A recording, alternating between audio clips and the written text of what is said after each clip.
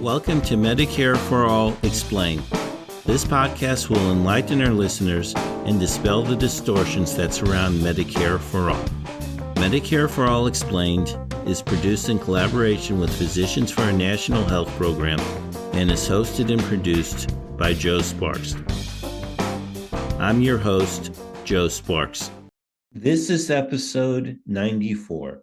Why doesn't the government provide the same help to people who are denied care?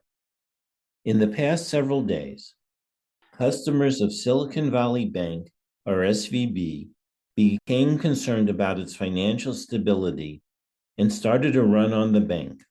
On Friday, March 10th, federal regulators announced that they were taking over SVB.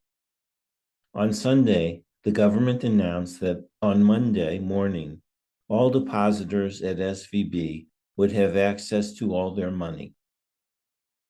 Biden announced on Monday that managers would be replaced at SVB and any other banks taken over by the Federal Deposit Insurance Corporation. I have no problem with the government protecting the depositors and replacing the managers. In fact, this is a refreshing change from what happened in the 2008 financial crisis, as economist Noah Smith states. In 2008, the bankers who made the bad decisions that led to the financial crisis generally got to keep their very lucrative jobs after getting bailed out.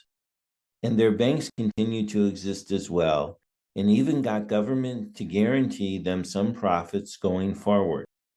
Even as normal people suffered mass unemployment and the loss of their careers and livelihoods, many of the people responsible for the disaster kept collecting million-dollar checks and being in respected positions of power, now with government guarantees. If that seemed unfair, it's because it was unfair. So, what does this have to do with healthcare?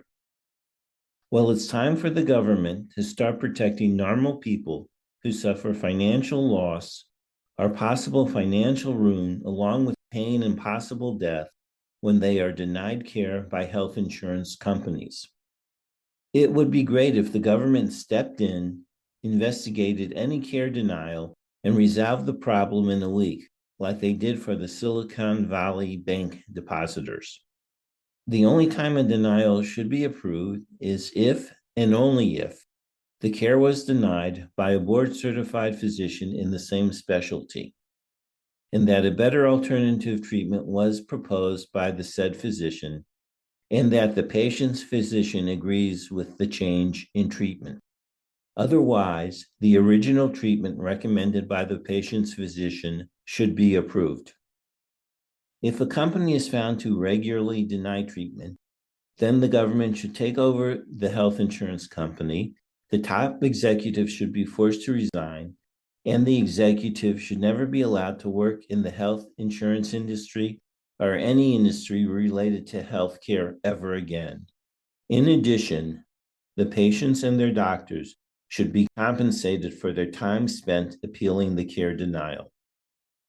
Normal people seeking medical care deserve this minimum protection.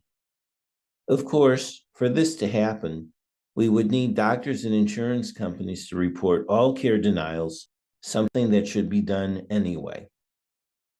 A simpler solution would be to implement single-payer Medicare for all, so that the insurance middlemen who deny care are eliminated. Until that time, though, the normal people such as you and me need the government to step in and protect us from the for-profit insurance companies. It will very likely be your life and finances that are saved.